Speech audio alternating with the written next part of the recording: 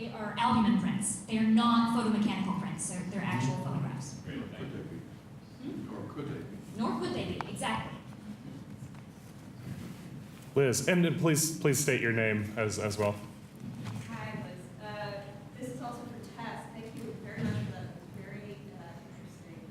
As you can imagine, watching this talk, was really struck by the parallels between the Victorian publishing history of Scott and the Victorian publishing history of Wordsworth.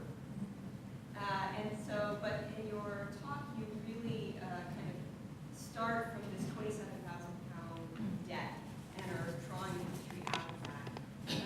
But in looking at Wordsworth, I think about there's just a lot of parallels in coming out of copyright of earlier poems and how they revise, illustration, tourist economy with the Lake District, advertising editions in Wordsworth's Guide to the Lakes, so that you can cross-sell, all those kinds of things. So, and I know you studied Wordsworth a little bit in this vein. So I wonder if you could talk about how much you see the techniques and the strategies that they are employing with Scott as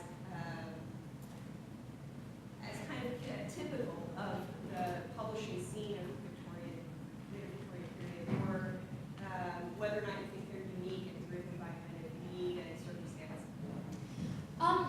I've looked a little bit at Wordsworth, not as much as at Scott. I think that there were numerous editions, photographic editions of both Scott and Wordsworth being published in the 1860s. And I think that the Scott editions are special because they were very specifically sold as souvenir books much more often. A.W. Bennett was a London publisher who published both photographically illustrated editions of Scott's and Wordsworth's poems. But these were being printed and sold from London, so they weren't sort of local in the way that these black editions are. They aren't marketed as souvenirs. In addition, the Scott photo illustrated volumes from the Blacks and from Nelson and from John Ross and Company are also bound in special souvenir bindings in Mauchlinware. And I know that you have seen and talked to me about some Wordsworth editions, but I have not seen as many, nearly as many, because Mauchlinware was in many ways a very specifically Scottish product. Half of Mauchlinware was sold in tartan, so that wouldn't be appropriate for Wordsworth. So I think that this early photographic souvenir push was something that was special about Scott, but other publishers were picking it up soon. Looks like we have a mic back there, Marissa.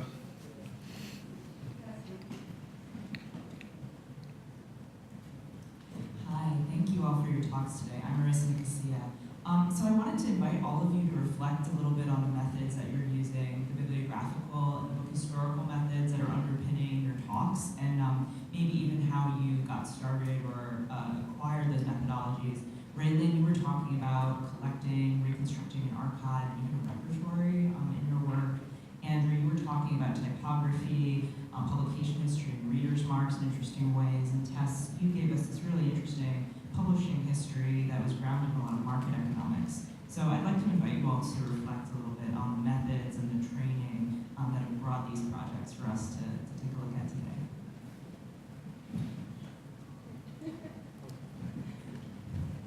I can begin on that. Thank you, Marissa, for that generous question.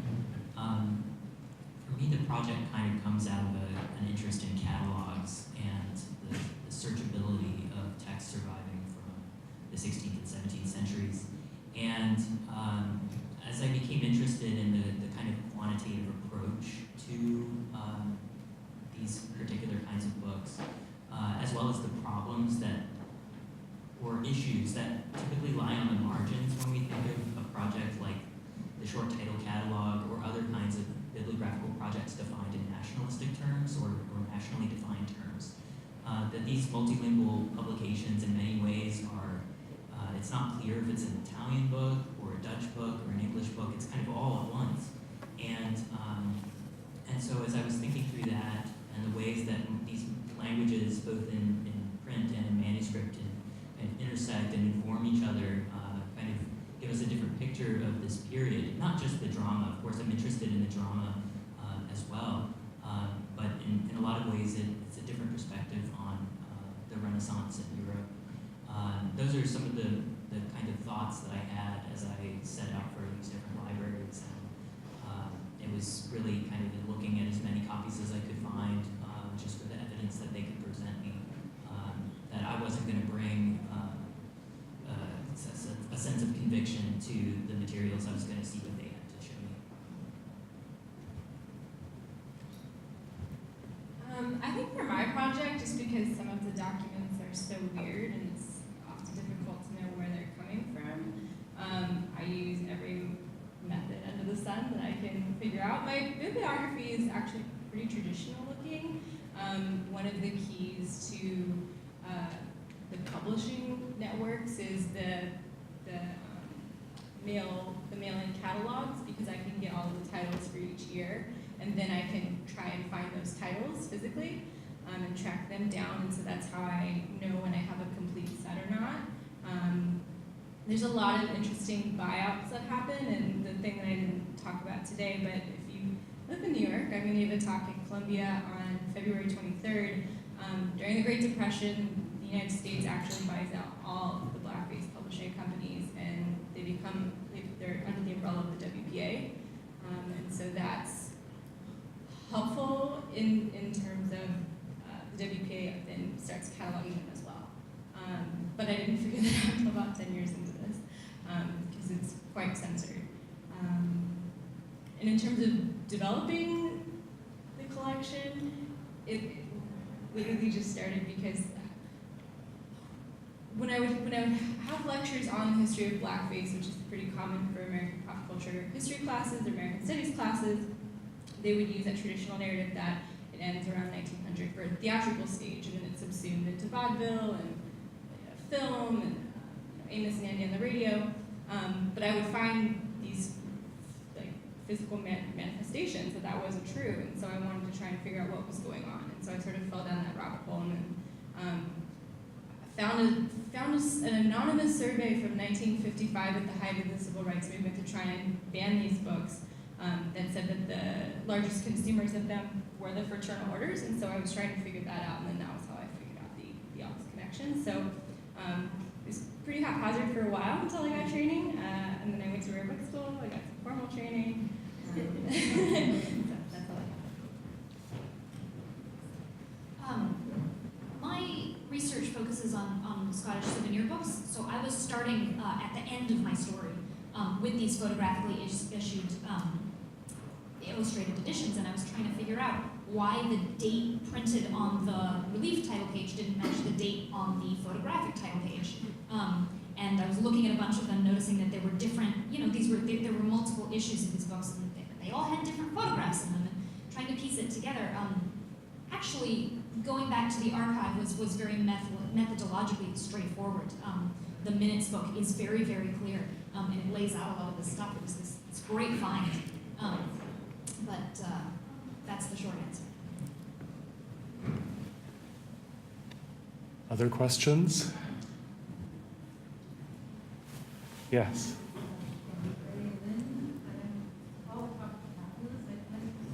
Oh, we have a mic coming.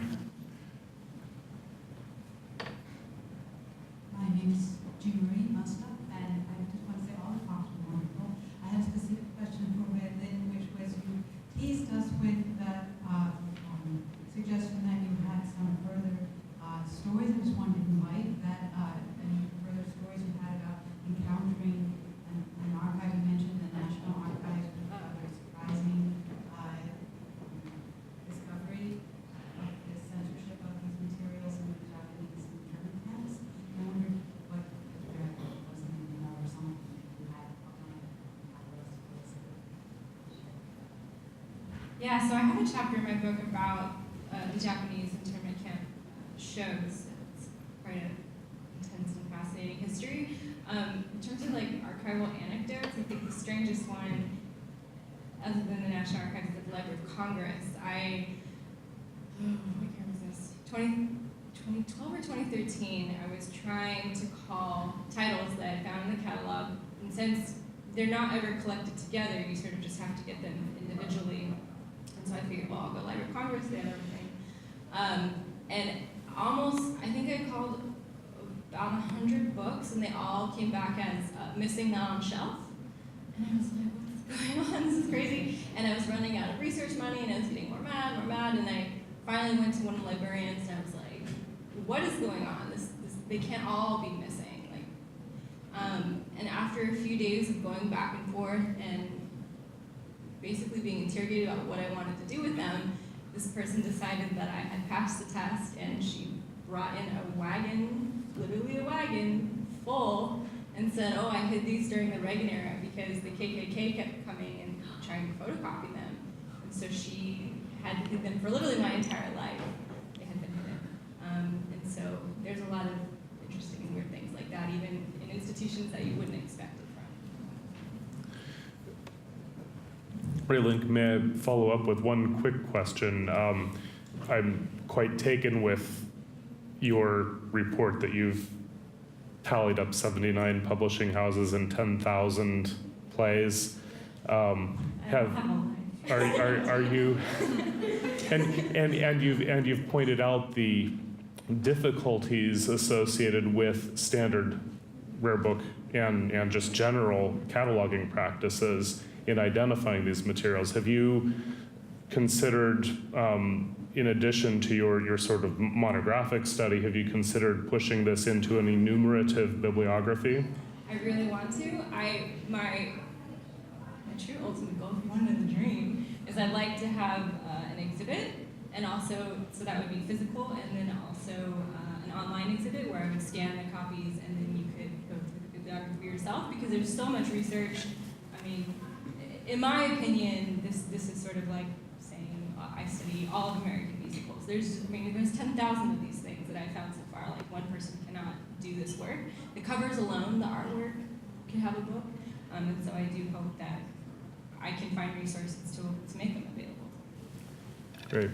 We should wrap this portion of our proceedings up. I hope that you'll all agree that the New Scholars Program is a wonderful way to bring new faces and fresh perspectives to the Bibliographical Society of America. Please join me as I try to remember to do each year in honoring Michael Winship in the back there and Roger Stoddard for their forward thinking in creating this program in the 1990s, and once again in remembering the late Marianne Malkin, whose generosity at that time made this portion of our proceedings possible. Please rejoin us right here at 4 p.m. for the BSA's annual meeting. And please join me once again in thanking our 3 new scholars.